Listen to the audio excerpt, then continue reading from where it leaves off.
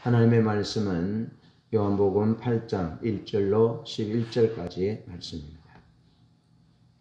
요한복음 8장 1절부터 11절까지의 말씀을 다 한 음성으로 합독하겠습니다.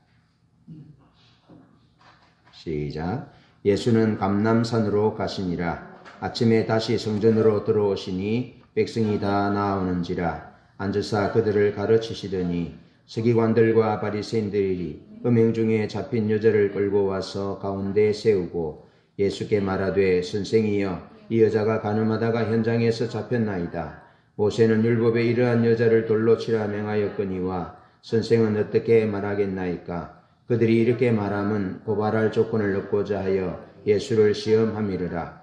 예수께서 몸을 굽히사 손가락으로 땅에 쓰시니 그들이 묻기를 맞이 아니하는지라. 이에 일어나 이르시되 너희 중에 죄 없는 자가 먼저 돌로 치라 하시고 다시 몸을 굽혀 손가락으로 땅에 쓰시니 그들이 이 말씀을 듣고 양심의 가책을 느껴 어른으로 시작하여 젊은이까지 하나씩 나가고 오직 예수와 그 가운데 섰는 여자만 남았더라. 예수께서 일어나사 여자 외에 아무도 없는 것을 보시고 이르시되 여자여 너를 고발하던 그들이 어디 있느냐. 너를 정죄한 자가 없느냐. 대답하되 주여 없나이다. 예수께서 이르시되 나도 너를 정죄하지 아니하노니 가서 다시는 죄를 범하지 말라 하시니라. 아멘. 여러분, 설교는 하나님의 마음을 전하는 겁니다. 그래서 설교를 듣는 우리는 하나님의 마음을 보아야 합니다. 설교 말씀으로 하나님 말씀을 선포하는 자는 하나님의 마음을 전해야 하고,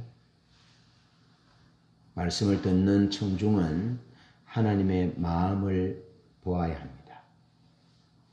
그리고 우리 모두의 가슴에 하나님의 사랑이 새겨져야 합니다. 그래서 우리가 사는 삶은 하나님의 마음을 담아내는 삶으로서 우리는 하나님의 이야기를 우리의 삶을 통해서 써내려가고 그려내는 것이 우리의 삶이 되어야 합니다. 지난주에 제가 하나님 말씀을 전했는데요. 내가 하고 싶은 이야기, 성도들이 좀 감동이 받았으면 하는 이야기, 그런 이야기에 성령의 역사와 감동보다는 하나님의 마음, 하나님이 얼마나 우리를 사랑하셨는지, 하나님이 우리를 위해서 어떤 일을 이루셨는지, 그런 하나님의 마음에 대한 설교 내용에 하나님이 많은 것을 보이셨습니다. 그래서 내린 결론이 설교는 하나님의 마음을 전하는 것이고, 설교를 듣는 것은 우리가 원하는 바를 듣는 것이 아니라 하나님의 마음을 듣고 보는 것이고, 그리고 우리의 삶은 하나님의 마음을 담아서 하나님의 이야기를 써내려가는 삶이어야 한다라는 것입니다. 오늘은 본문 말씀을 통해서 하나님의 마음이 어떠한지, 또 예수님이 써내려간 삶을 통해서 우리가 우리의 삶에서 예수님의 이야기를 하기를 원합니다. 예수님이 써내려가셨던 그 이야기, 그 삶을 우리도 써내려가고, 우리도 하나님의 사랑, 하나님의 이야기를 우리의 삶을 통해서 이렇게 써내려가고 하며 사는 그런 삶이 되었으면 합니다. 먼저 우리는 우리 삶 가운데서 따뜻한 눈빛을 가져야 합니다. 사람들을 대할 때 가장 우선적인 것은 따뜻한 눈빛으로 상대방을 대해야 한다는 겁니다. 왜냐하면 그것은 우리 주님 예수 그리스도가 사람들을 대하실 때 항상 따뜻한 눈빛으로 따뜻한 마음으로 대하셨기 때문에 그렇습니다. 그래서 그 마음을 오늘 우리가 본받자, 배우자. 그리고 오늘부터 나는 주님이 사셨던 그 삶을 내 삶의 이야기로 써내려가리라. 그렇게 결단하면 좋겠습니다. 이건 참 중요한 이야기입니다. 여러분, 사람들은 우리의 말을 듣기 전에, 우리의 행동을 접하기 전에 우리의 눈빛을 먼저 봅니다. 사람들은 우리의 눈빛에서 우리의 마음을, 우리의 감정을 읽어냅니다. 그래서 우리는 한없이 자비롭고 한없이 따뜻했던 주님의 눈빛을 우리의 눈빛으로, 주님의 마음을 우리의 마음으로 가지는 것이 그 무엇보다도 중요하고 그 무엇보다도 우선되어져야 한다 하는 것입니다. 여러분, 하나님은 참으로 아름답고 따뜻한 분이십니다. 그래서 우리는 그 아름답고 따뜻하신 하나님을 본받아야 합니다. 잠언 6장 16절로 17절에 보면 하나님이 미워하시는 것, 싫어하시는 것이 6, 7가지가 있는데 그 중에 하나님은 교만한 눈을 싫어하십니다. 교만한 눈, 매서운 눈, 살기 가득한 눈, 정죄하는 눈, 그 눈을 하나님은 싫어하십니다. 예수님은 마태복음 9장 9절로 13절에서 사회적인 약자 중에 하나인 이 세리 마태를 제자 삼습니다. 세리 마태를 찾아가서 그 집에 유합니다. 그리고 그와 함께 식사를 합니다. 그때 바리새인들이 예수님이 세리와 죄인의 친구다. 예수님이 죄인의 집에 들어갔다. 죄인들과 함께 식사를 나눈다. 교제한다. 그렇게 정죄했습니다. 그 비난하고 정죄하는 바리새인들을 향해서 주님이 말씀하셨는데요. 그것은 그들의 날카로운 눈빛, 정죄하는 그 삶을 고치기를, 그 마음을 고치기를 주님이 원하셔서 그 말씀을 하셨어요. 그 말씀을 하신 내용은 뭐냐면 건강한 자에게는 의사가 필요 없고 병든 사람에게야만 의사가 필요하다. 너희는 가서 내가 긍휼을 원하고 제사를 원치 아니하며 번제보다 하나님을 아는 것을 원한다 하는 뜻이 무엇인지 배우라.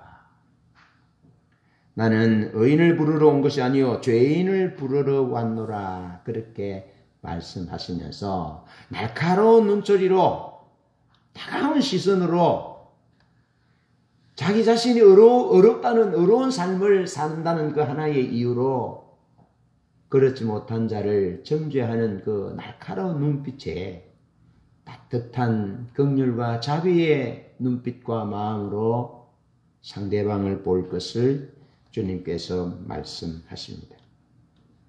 그러면서 신명기 15장 7절로 11절에 보면 가난한 형제가 혹 너희에게 무엇을 꾸러갈 때, 도움을 청할 때 악한 생각을 품지 말아라. 그리고 악한 눈으로 바라보지 말 것에 대해서 말씀합니다. 여러분, 하나님은 우리를 지으신 분이에요. 하나님은 우리 입에 말을 주었어요. 하나님은 우리 마음에 가슴에 사랑을 주셨어요. 하나님은 우리가 살아가는 데 있어서 삶의 지침과 삶의 기준을 주신 분이에요. 그런데 그 하나님이 궁핍한 형제가 도움을 청하러 왔을 때 그냥 주어라. 필요한 대로 도와주어라. 그렇게 말씀하지 않고 악한 마음을 품지 말아라. 악한 생각을 품지 말아라 라고 말씀하십니다. 필요한 눈에 보이는 물질, 양식, 그것이 중요합니다. 그런데 그거보다 먼저 주님은 악한 생각을 품지 말아라. 사람은 양식을 받는 것이 아니라 따뜻한 마음을 받는다. 너그러운 생각을, 사랑이 가득 담긴 그 마음과 그 생각이 필요한 것이지, 아무리 크고 많은 양식이라 할지라도 따뜻한 마음과 생각이 담겨 있지 않으면 그것은 우리를 살리는 음식이 될 수 없다 라고 말씀하시면서 악한 생각을 품지 말고, 그리고 나아가서 주님 하나님이 이렇게 말씀하십니다. 악한 눈으로 바라보지 말아라. 기꺼이 기쁨으로 상대의 필요를 채워줄 것에 대해서 말씀하시면서 주님은 반드시를 3번 반드시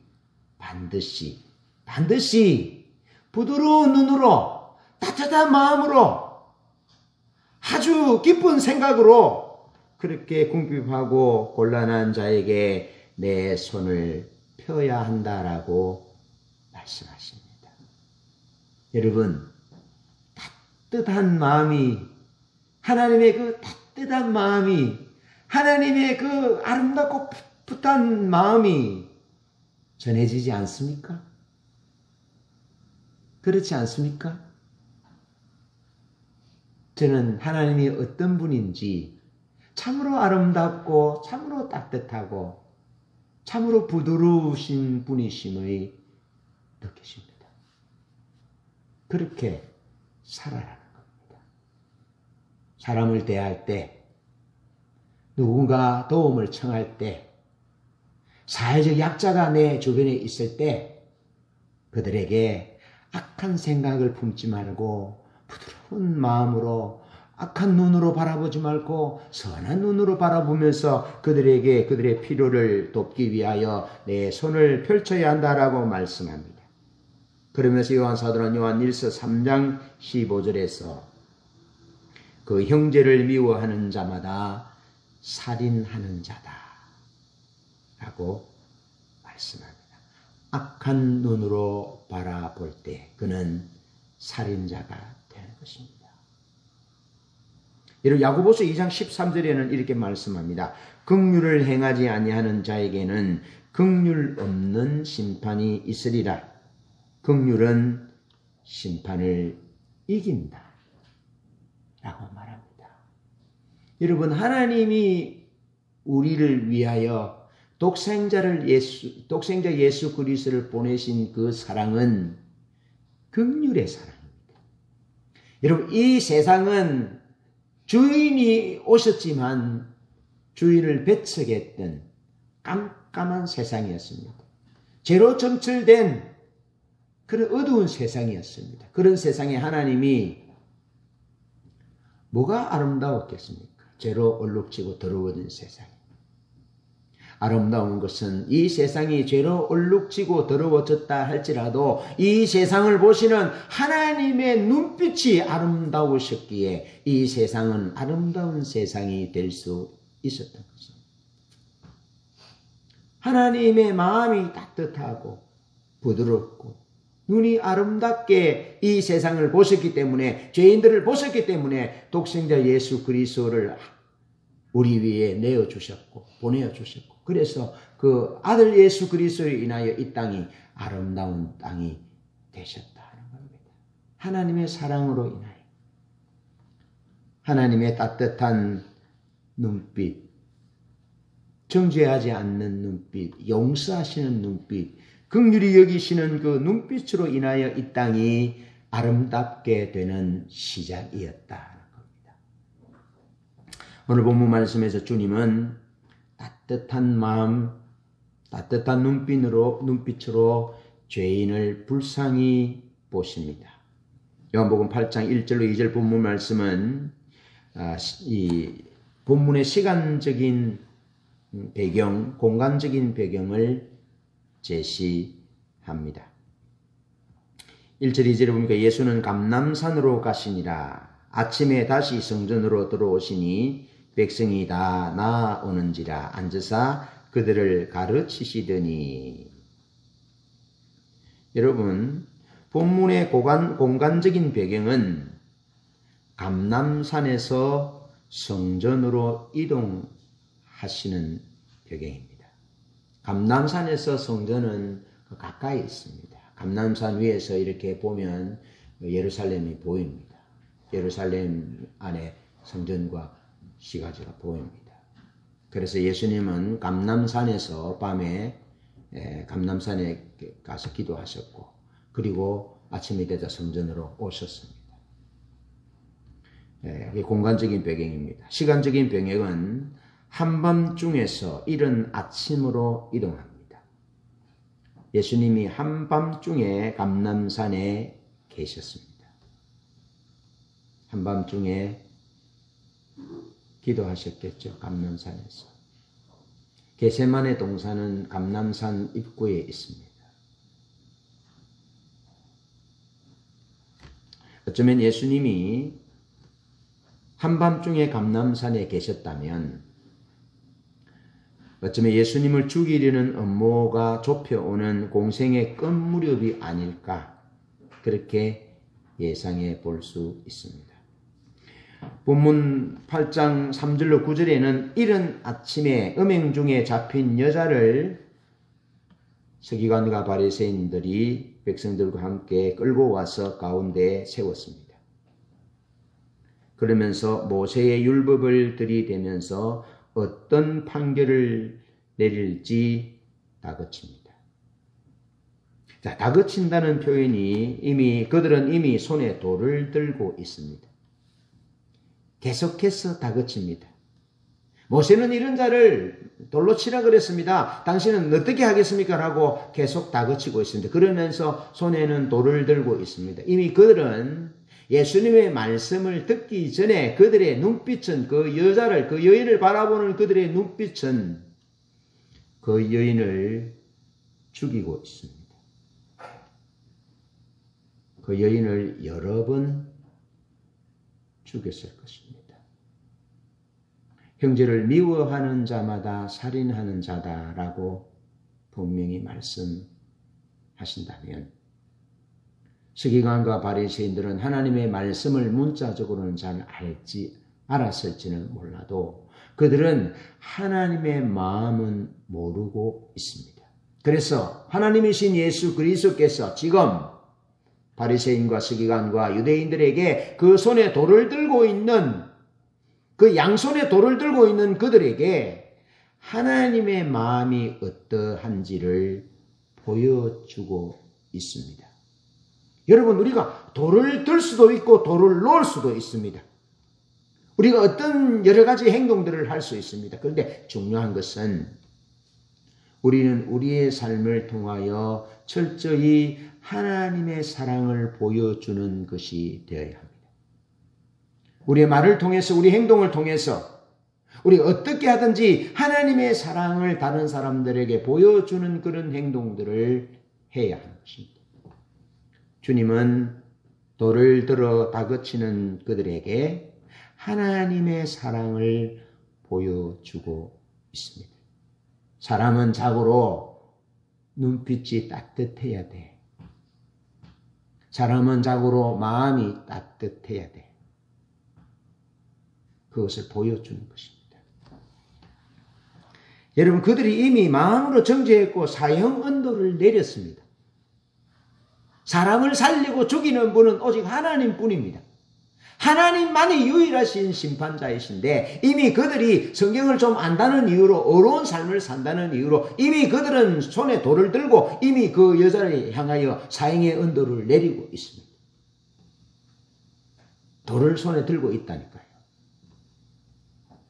예수님을 시험하여 모세 율법에는 돌로 쳐 죽이려 했는데 당신은 어떻게 하겠나?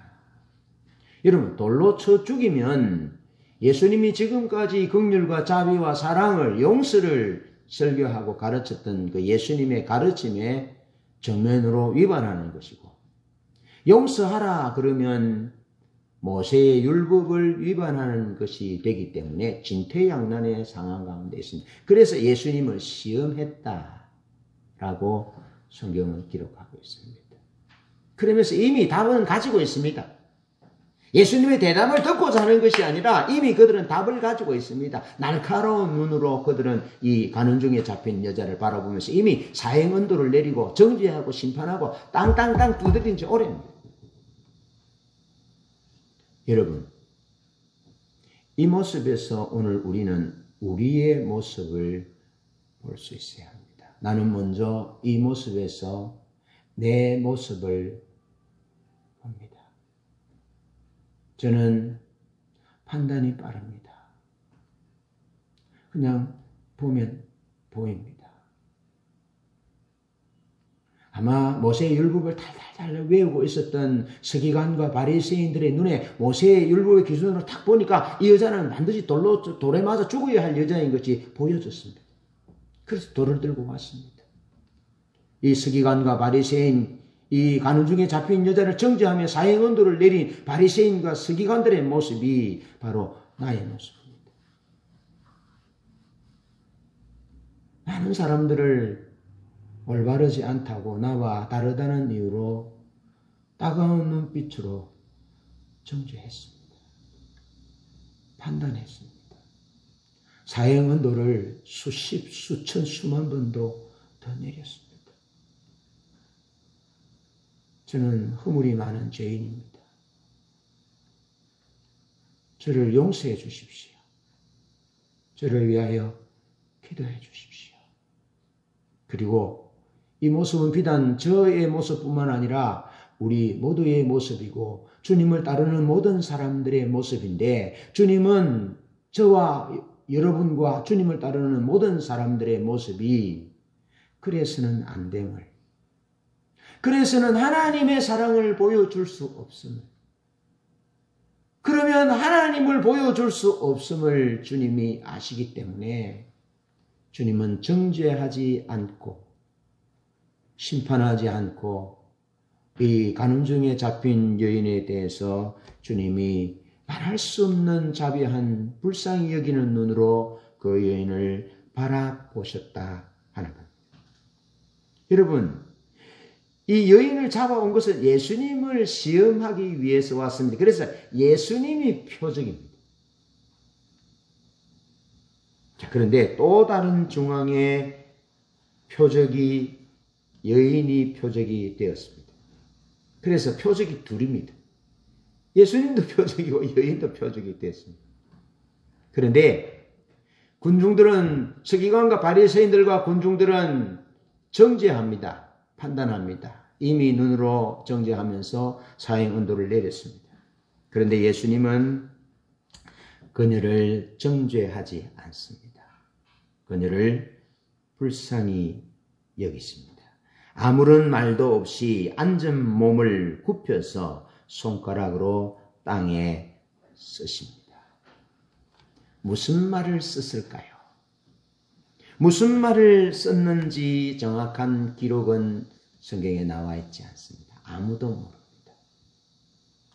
그런데 교부들은 기발한 주석을 남겼는데요. 교부들이 심판자이신 예수께서 생명의 책에 지금 돌을 들고 이 여인을 사형을 언도하고 정죄하는 이 사람들의 이름을, 그 사람들의 이름이 아니라 그 사람들의 죄목을 하나하나 기록했다라고 주석합니다. 그러면서 성어거스틴은 예레미야 17장 13절을 썼을 것이다, 그렇게 말합니다. 예레미야 17장 13절에 이렇습니다. 이스라엘의 소망이신 여호와여, 무릇 주를 버리는 자는 다 수치를 당할 것이라. 무릇 여호와를 떠나는 자는 흙에 기록이 되오리니 이는 생수의 근원이신 여호와를 버림이니이다 라는 말씀을 기초로 주님께서 지금 여인을 고발하는 자들의 이름을 땅바닥에 적고 계시는 중이다 라고 주석하기도 했습니다. 여러분, 주님이 정작 무엇을 땅에 썼을까요? 무슨 내용을 썼는지는 모르기 때문에 그것은 중요하지 않습니다. 그러나 중요한 것은 자신의 앉은 몸을 사람들을 가르치기 위해서 주님이 앉아 계셔요. 앉아 계시다가 이 간음중에 잡힌 여자를 잡아와서 가운데 세우고 예수님을 시험합니다. 앉아 있습니다. 이미 다른 사람은 서 있고 예수님은 앉아 있습니다. 예수님이 낮은 상태죠. 네, 거기다가 주님이 다시 몸을 굽혀서 자기를 낮추신 모습이 중요합니다. 주님은 따가운 눈초리로 정죄하지 아니하고 자기 몸을 굽혀서 종의 모습으로 굽혀서 낮추신 모습이 중요하다는 겁니다. 왜 우리가 정죄합니까? 왜 우리의 눈에 살기가 등등하고 날카롭고 매섭습니까? 그것은 우리 마음이 높아졌기 때문에 그렇습니다. 상대방보다 마음이 높아졌기 때문에 그렇습니다. 그래서 성경은 마음과 귀에 할례를 받지 못했다라고 말하는 거예요. 교만한 눈에 대해서. 그러면서 역공이나 방어의 의도마저 없는 철저한 비폭력의 모습을 우리에게 보여줍니다. 여러분, 우리는 우리 손에 돌이 들려서는 안 됩니다. 우리 손에 총이나 칼이 들려서는 안 됩니다. 우리 손에는 폭력이 들려 있어서는 안 됩니다. 우리는 철저히 주님께서 허리를 숙여 낮추신 비폭력의 모습으로 서야 합니다. 그것이 십자가로 승리하신 예수 그리스도를 따르는 자들의 자세입니다. 여러분, 예수님이 감람산에서 뭐 하셨다고요? 기도하셨어요. 감람산에서 가셔서 밤새도록 기도하시고 지금 성전에 오셔서 가르치세요. 그러면 예수님이 기도하시고 기도하신 내용을 말씀으로 가르치셨겠죠. 그리고 기도하신 내용을 기도하신 그 하나님을 기도하는 가운데 하나님의 마음을 알게 되는데 그 하나님의 마음을 실제로 삶으로 가르치는 거죠. 입술로 가르치고 삶으로 가르치고 실제로 가르치고 있는 거죠. 여러분, 기도하는 사람은 정죄할 수 없습니다. 하나님의 얼굴을 배우는 사람은 그 눈빛이 아름답고 따뜻할 수밖에 없습니다. 감람산에서 기도하고 밤에 감람산에 기도하고 아침에 성전으로 오신 예수님은 돌을 들어서 심판하고 사형언도를 내리고 정죄하는 그들을 향해서 하나님의 마음을 전해주는데 하나님의 마음은 비폭력이라는 겁니다. 정죄하지 않고 심판하지 않고 한없이 아름답고 따뜻한 마음으로 긍휼히 여기는 마음임을 주님이 보여주고 있습니다. 그렇게 사셔야 합니다. 오른밤을 때리면 왼밤을 돌려대는 마음으로 사셔야 합니다. 오리를 가자 하면 심리를 억지로 오리를 가자 하면 심리를 가주는 그런 마음으로 사셔야 합니다. 원수를 사랑하고 핍박하는 자를 위하여 기도하신 그것이 주님이 온 삶으로 십자가를 지시고 죽으시면서 삶으로 우리에게 보여주신 하나님의 마음이라고요. 하나님의 마음. 이렇듯 무장해제된 주님의 겸허한 모습에서 한순간 돈을 든 스스로의 내면을 들여다보게 하는 결과를 초래했습니다. 여러분, 우리가 칼을 들고 총을 들고 돌을 들면 사람들이 겁을 내고 굴복할 것 같죠. 그러나 하나님은 못 봅니다. 자기 자신도 보지 못할 뿐 아니라 살아계신 하나님을 볼 수 없습니다. 예수님은 살아계신 하나님의 마음이 어떻는지를 보여주는과 동시에 돌을 든 그 사람들이 그 스스로 그들의 내면을 들여다볼 수 있도록 거울이 되고 있습니다.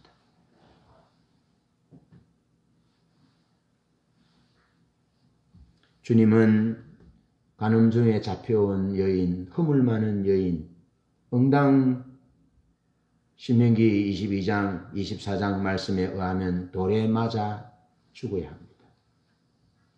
그러나 사람들은 그를 정죄할지라도 성경을 가르치는 서기관과 바리새인 스승 선생님들은 그를 정죄할지라도 우리의 참 선한 목자이신 예수 그리스도 그분은 죄 많은 그녀를 결코 정죄하지 아니하셨다는 겁니다. 어쩌면 범죄한 이스라엘 백성 앞에 막았었던 모세처럼 예수님이 그 여인을 막아서고 있는 것입니다. 보이지 않는 막으로 막아서고 있는 것입니다. 너희들이 돌을 들고 저희들을 정죄하고 저희들을 죽이기 위해서 왔구나. 그렇지만은 주님이 그 여인을 막아서고 있는 것입니다. 죄인을 막아서는 마음,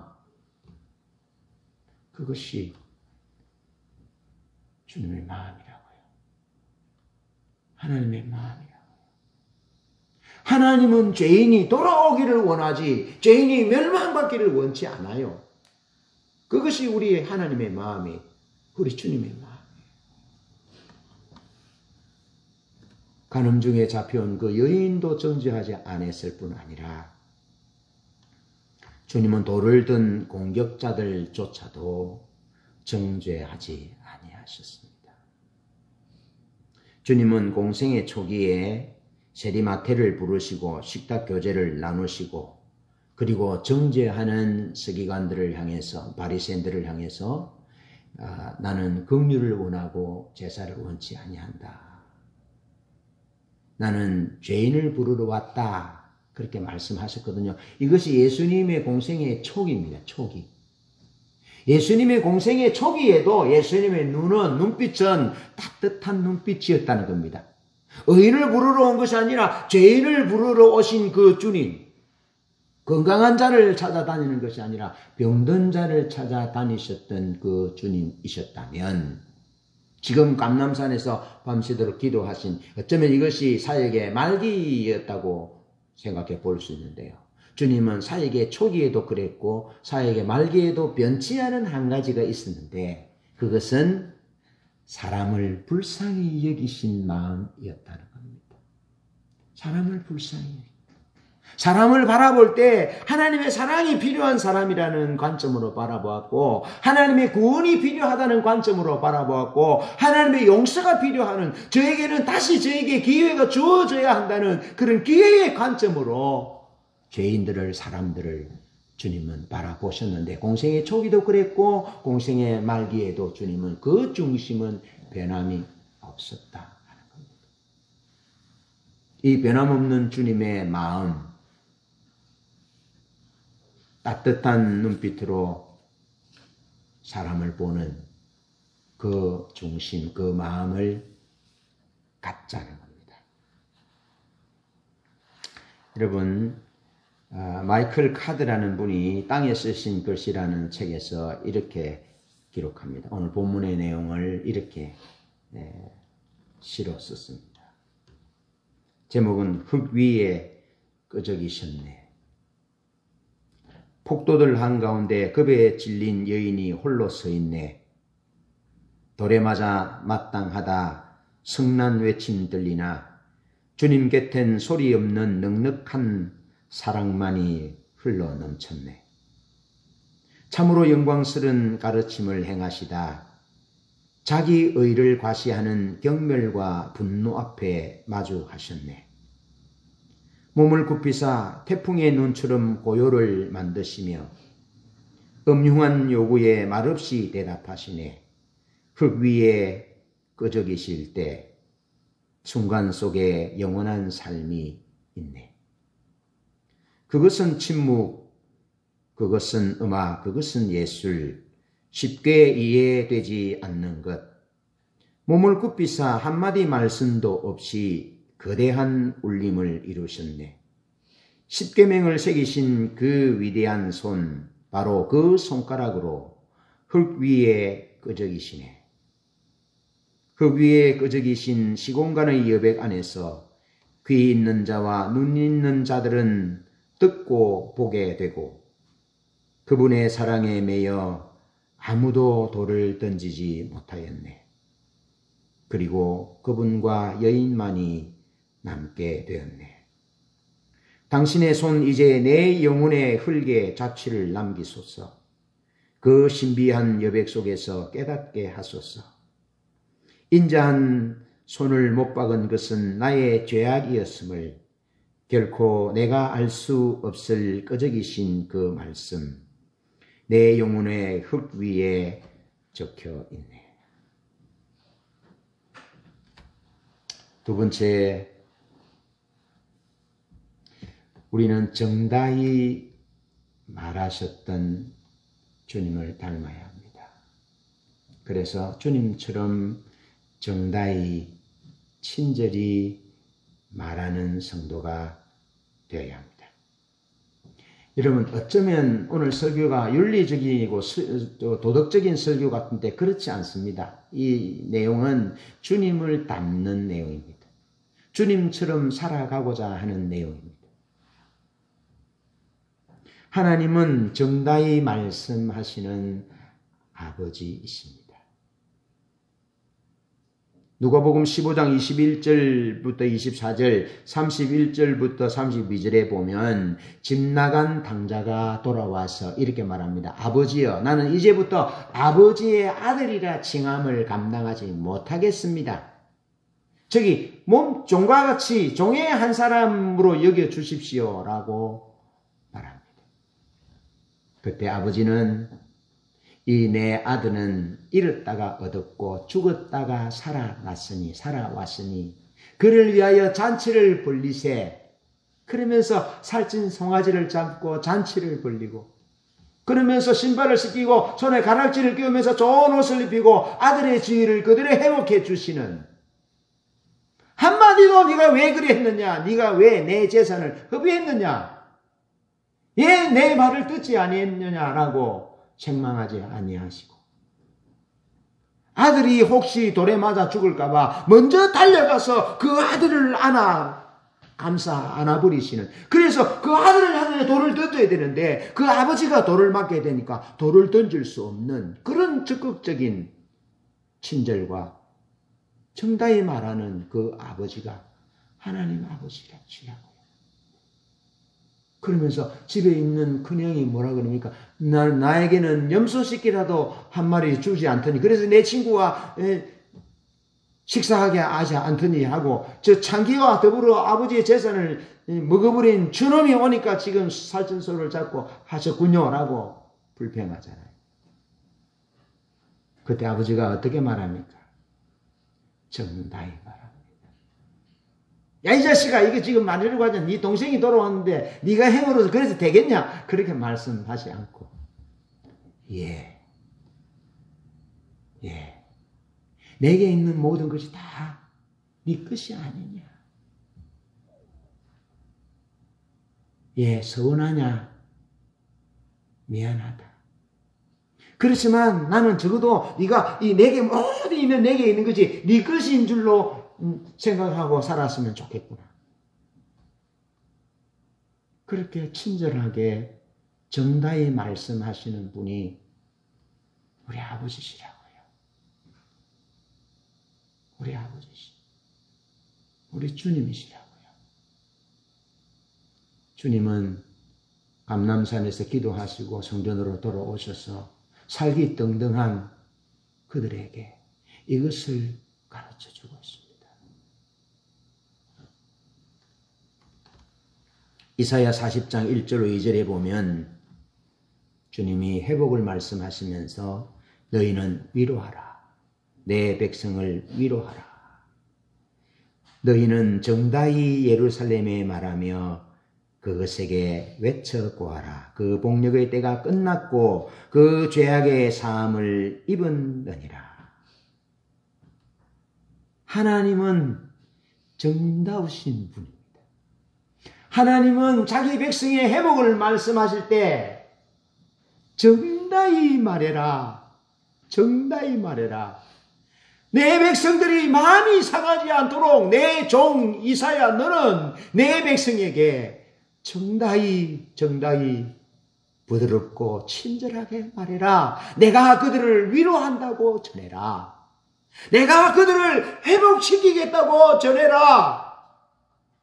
그렇게 하나님이 당신의 종을 보내어서 자기 백성 이스라엘 백성들에게 혹시 그들의 마음이 상할까봐 정다히 위로하고 계시는 분이 우리의 하나님이십니다. 그것을 보셔야 합니다. 우리 주님 예수 그리스도는 성전에 앉아 몸을 굽히시면서 돌을 든 그들에게 날카로운 눈빛과 정죄하는 마음을 가진 그들에게 하나님이 정다우신 분이고 하나님이 정다히 우리를 위로하신 분이고 하나님은 우리가 회복되기를 진실로 정다히 친절하게 원하시는 분이심을 주님이 알기를 원하셨고 가르치고 있는 것입니다. 여러분, 선교적 행위를 하는 것, 어떤 연약한 사람들을 도와주는 것, 그 행위보다 선결되어져야 할 것은 하나님처럼 하나님으로부터 정다히 위로를 얻고 정다운 친절한 사랑을 받아야 하고, 그런 정다운 사랑, 친절한 사랑을 받은 사람은 상대방을 향하여 정다히 말하고 친절하게 말하고 정다히 위로하는 그러한 성품을 가지면서 그들을 위로해야 된다는 겁니다. 그래야 그들이 위로가 되고 그들의 선교가 되고 그들의 도움이 살이 되고 피가 되는 생명력이 있는 도움을 입게 될 것이라 하는 것이죠. 여러분, 창세기 3장 9절로 11절에 보면 범죄한 아담과 하와를 하나님이 찾아오시잖아요. 찾아오셔서 두렵고 떨고 있는 그들에게 아담아, 네가 어디에 있느냐? 아담아, 네가 어디 있느냐? 그러니까 우리가 벗었으므로 숨었습니다. 그러니까 하나님이 뭐라 그러십니까? 내가 먹지 말라 하던 그 나무 실과를 먹었느냐? 정당히 말하고 있습니다. 지금 두려워서 범죄하여 선악과를 따먹어서 부끄러운 수치가 보여서 두려워서 나무 뒤에 숨어있는 그들을 향해서 주님은 다시 또 정죄하지 아니하시고 어디 있느냐 찾으시고 내가 먹지 말라 한 것을 먹었느냐 라고 하시는 것입니다. 주님은 진단 그 이상의 어떤 것들을 하지 않으시고 주님은 긍휼히 여기셔서 아담과 하와를 그렇게 부르고 찾고 계시는 것입니다. 창세기 18장에 보면 하나님이 창세기 15장에 보면 아브라함에게 찾아오셔서 내가 방패다, 상급이다. 아브라함이 아무리 사람들은 뭐 자식들도 잘 놓고 땅도 있고 뭐 재산도 늘어나는데 자기는 자식도 없고 하니까 아브라함의 불만이 많았던 것 같아요. 그래서 보려퉁에 있는 아브라함에게 하나님이 하늘의 별을 보이시고 땅을 보이시고 내가 너의 방패다. 내가 너의 상급이다. 그러면서 언약을 세우잖아요. 언약을 세웁니다. 언약을 세우는데 430년 뒤에 있을 언약을 세우고 영원한 언약을 아브라함에게 예수 그리스도를 보내주실 것에 예수 그리스도를 통해 세우신 새 언약, 영원한 언약을 하나님이 세워주시고 그러면서 창세기 18장에 보면 소돔과 고모라를 멸망시키려고 할 때 아브라함이 하나님 앞에 6번 기도하잖아요. 의인 50이 있으면 어떻게 할 거냐고, 의인 45명이 있으면 어떻게 할 거냐고. 내가 50이 있으면 멸망시키지 않지. 그러면 내가 45명이 있으면 어떠실랍니까? 45명이 있어도 내가 멸망시키지 않지. 그러면 40명이 있으면 어떻게 해요? 40명이 있어도 내가 멸망시키지. 이분만 담으면 내가 감히 얘기하겠습니다. 그러면 30명이 있으면 어떻게 해요? 30명이 있어도 내가 용서하지. 그 20명은요? 그 용서하지. 그 10명은요? 그 내가 용서하지. 자샤, 귀가 없냐? 못 알아듣겠냐? 그렇게 하지 아니하셨다고요.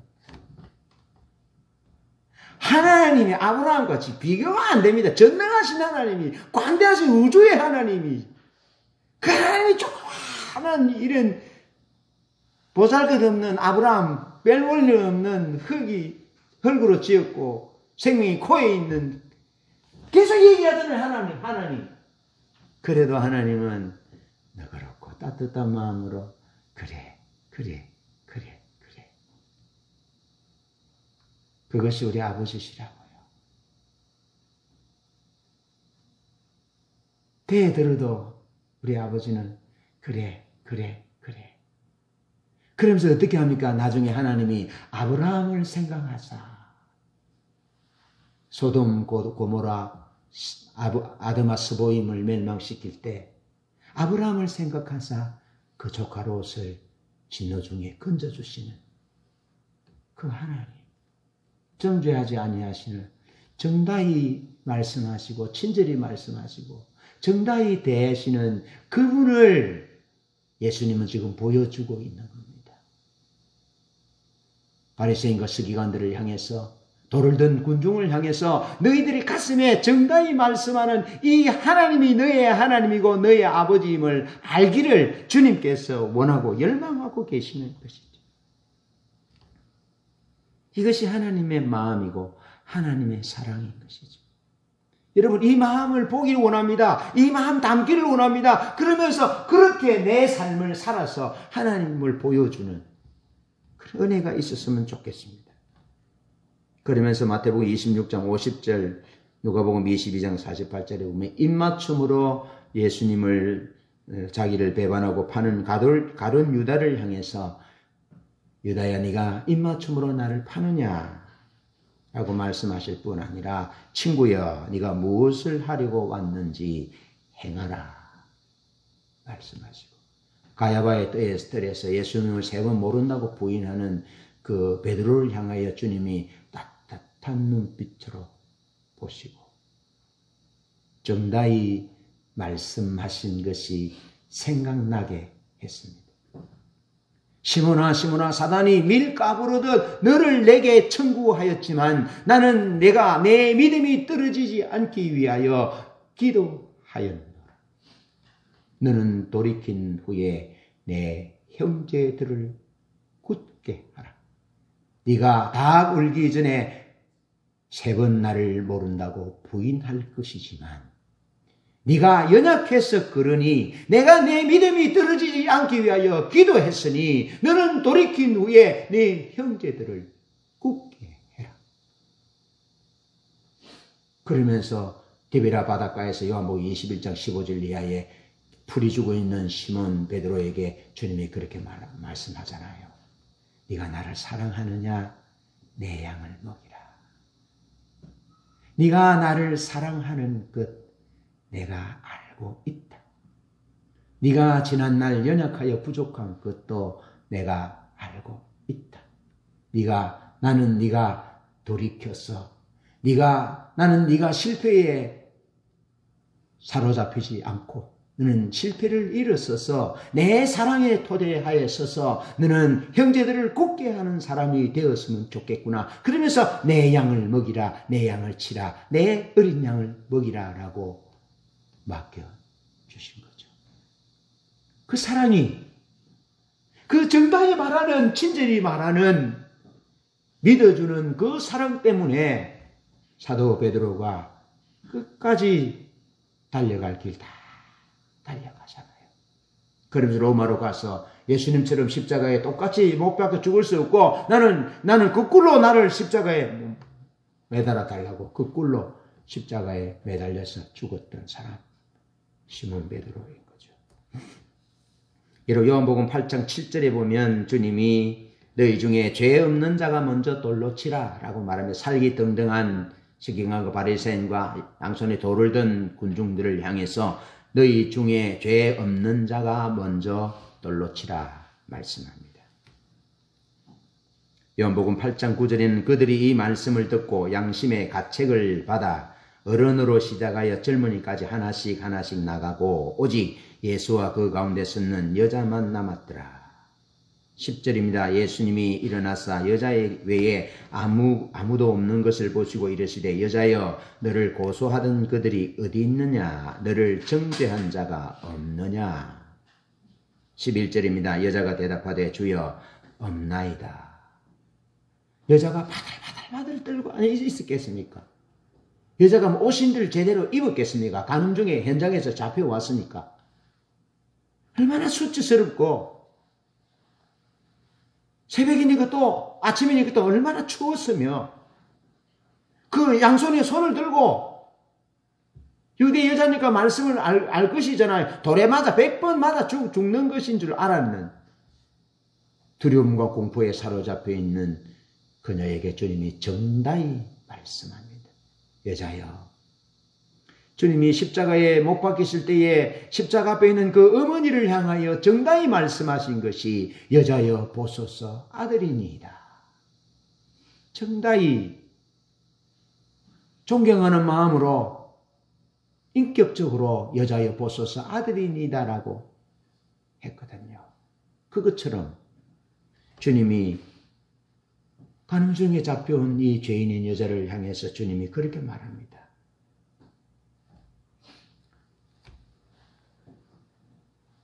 여자여, 너를 고소하던 그들이 어디 있느냐? 너를 정죄한 자가 없느냐? 11절에 여자가 대답하되 주여 없나이다. 예수께서 가르치되 나도 너를 정죄하지 아니하노니 가서 다시는 죄를 범하지 말라. 그렇게 정다히 말씀하십니다. 이 예수님의 말씀 속에 그 여인은 마음이 녹아내렸던 거죠. 여러분, 예수님은 정죄하지 않으시고 인격적으로 말씀하셨죠. 그러면서 여인도 정죄하지 아니하셨고 돌을 든 자도 정죄하지 아니하셨는데 주님은 남에게 적용시키고 싶어하는 엄격한 규정을 스스로에게 먼저 적용시켜 보라는 의미의 말씀입니다. 너희 중에 죄 없는 자가 먼저 돌로 치라. 상대방에게 엄격히 적용하고자 하는 규정을 먼저 자기 자신에게 적용시켜야 될 것이다. 그리고 상대방을 향해서는 정다히 말하는 훈련을 해야 할 것이다.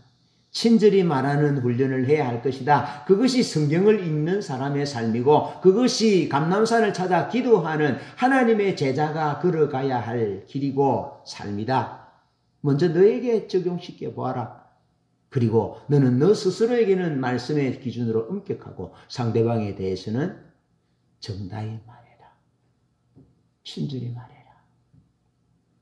혹 상대방이 너의 기대를 무너뜨리고 기대를 충족시켜 주지 않는다 할지라도, 심하면 너희 오른방울 친다 할지라도, 네게 위해를 가하거나 손해를 끼친다 할지라도 너는 정다히 말해야 한다. 친절히 말해야 한다. 한없는 긍휼과 자비의 눈빛으로 그를 대해야 한다.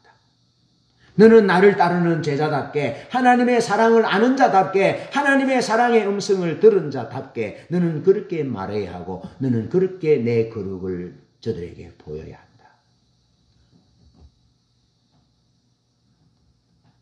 모세의 마지막 한 번의 실수는 그것의 실수였습니다. 하나님의 거룩하심을 백성들에게 드러나지 못한 것, 그것이 모세를 가나안 땅에 들어가지 못하게 한 것이죠. 그러면서 주님이 정죄하지 않으시고 인격적으로 말씀하시면서 자기들 속에 가득한 어두움이 타인에게 잔인한 폭력과 정죄로 나타나는 그 실체를 보도록 말씀하는 겁니다. 네가 말은 그렇게 하는데, 네가 그렇게 정죄하지만 너는 네 속에 있는 폭력에 정죄하는 그 폭력적인 부분들을 네가 보아야 돼. 그렇게 주님이 그것도 정다히 말씀하시는 겁니다. 잠든 의식을 돌을 던져 일깨우라는 겁니다. 네가 던 그 돌을 저 여자를 향하여 던지지 말고 네 속에 있는 폭력적인 네 자신의 내면에 있는 것을 향하여 돌을 던져라. 스스로에게 돌을 던져라. 그리고 상대방에 대해서는 정다히 말해라. 친절히 대해주어라. 인자가 온 것은 섬김을 받으라 함이 아니라 섬기려 하고 오히려 자기 목숨을 많은 사람의 대속물로 주려 함이다 말씀하시면서 주님은 죽기까지 섬기는 종의 자리에서 벗어나지 아니하셨고, 주님 십자가에 죽으실 때도 한편 강도에게도 친절하셨고 자기를 향하여 창을 찌르며 옆구리를 찌르는 로마 군병을 향해서도 주님이 친절하셨고 친절히 말씀하시고 죄인을 향하여 아버지여 저들을 용서하옵소서 저들은 자기들이 하는 일을 알지 못해서 그렇습니다. 아버지여 내 영혼을 아버지 손에 부탁하나이다. 오늘 내가 나와 함께 나군에 있으리라. 제자의 영혼을 향하여 이제는 네 어머니다. 네가 나를 대신하여 돌보고 섬겨라. 죽으시면서도 끝까지 주님은 다른 사람을 사랑하고 용서하고 정당히 말하고 친절히 말하는 그 주님의 목적을 놓치지 아니하셨다는 것. 스스로를 하나님의 자리에 세우지 말고 자신은 목이 곧은 백성이며 티끌과 같은 존재임을 기억하고 그것을 자기의 가슴에 새기는 것. 저는 오늘 설교를 준비하면서 내 가슴에 이것을 새기기를 원합니다. 나는 티끌입니다. 나는 마음과 귀에 할례를 받지 못한 목이 고다 마음과 귀에 할례를 받지 못해서 나는 내가 티끌이고 나는 아주 날카로워 나는 그리스도의 정당히 말하는 친절하게 말하는 그런 긍휼과 자비의 눈빛으로 보는 그것이 내가 되기를 내가 소원해요. 8월 16일 설교 때 부자가 천국 가지 못하고 지옥 간 이유가 하나님의 말씀을 듣지 않은 이유로 그랬다 했고 또 하나는 자기를 하나님의 자리에 자기를 대신 세웠다 그렇게 설교했습니다. 그 내용을 설교할 때 아주 더러운 것들을 다른 데로 옮기는 치우는 모습을 보이셨어요. 여러분 하나님이 얼마나 심판하고 정죄하는 것을 싫어하시는지 가르쳐 주시는 대목입니다.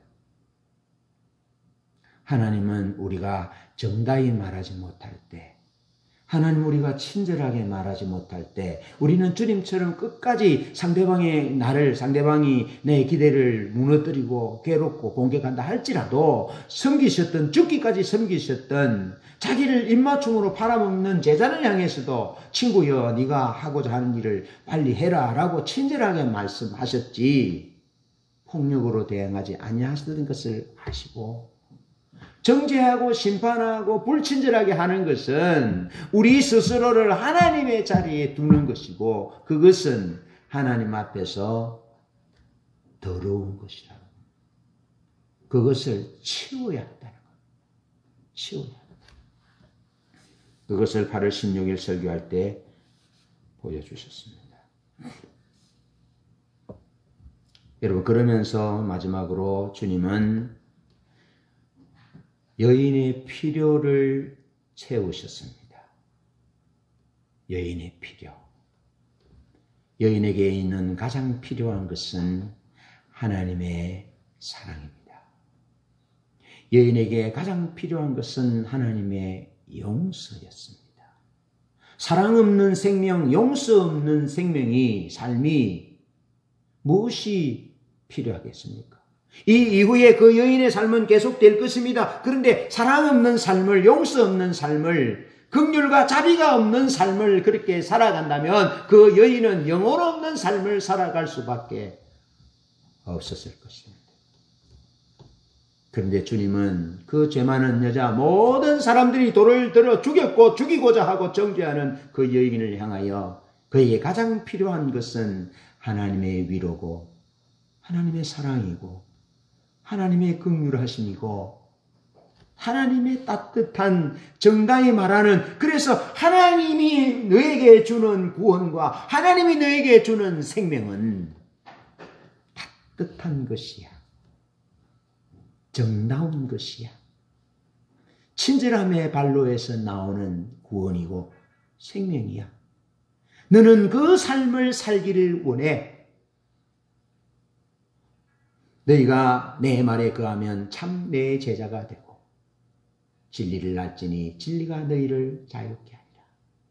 하나님의 사랑, 하나님의 긍휼, 정죄하지 아니하신, 정당히 친절히 말하게 하신 그 하나님의 사랑과 하나님의 생명을 누리는 것이 진리를 아는 것이죠. 그래서 주님은 그 여인의 필요를 채워주신 거죠. 여러분, 우리가 눈으로 이렇게 정죄하지 않는 것 중요하고 입술로 정당히 말하는 것 중요합니다. 근데 성경이 이렇게 말하잖아요. 배부르게 해라. 따뜻하게 해라. 그건 사랑이 아니다는 거죠. 사회적 약자들을 보면 먹이고 입히고 돌보고, 그래서 지극히 작은 자 하나에게 한 것이 나에게 한 것이라 라고 주님이 마태복음 25장에서 말씀하신 것처럼 주님은 지극히 작은 그 여인, 보잘것없는 비에 젖어 떨고 있는 새 같은 그 여인을 향해서 따뜻한 눈빛으로 보시고 정다히 말씀하시면서 그에게 가장 필요한 하나님의 사랑을, 하나님의 따뜻한 생명을, 그 사랑이고 그 따뜻함이면 내가 이 세상을 살아갈 수 있겠다, 내가 이 거친 세상을 살아갈 수 있겠구나 하는 확신을 갖고 자유로운 삶을 살도록 주님은 그 여인의 필요를 채우신 것입니다.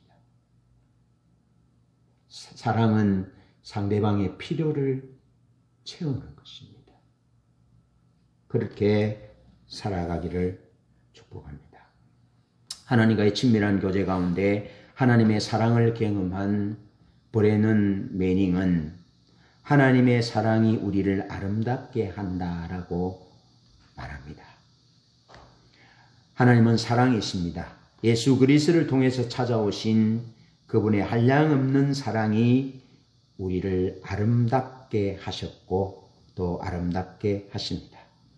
그 사랑의 발걸음에 대한 반응으로 우리는 그분의 아름다움을 더욱 갈망하게 됩니다. 아름다움과 사랑은 하나님으로부터 나오는 두 가지 색깔의 광선입니다. 하나님은 아름다움과 사랑이라는 그 말씀을 우리에게 하셨고 십자가를 통해서 아름다움과 사랑을 우리에게 보여주셨습니다.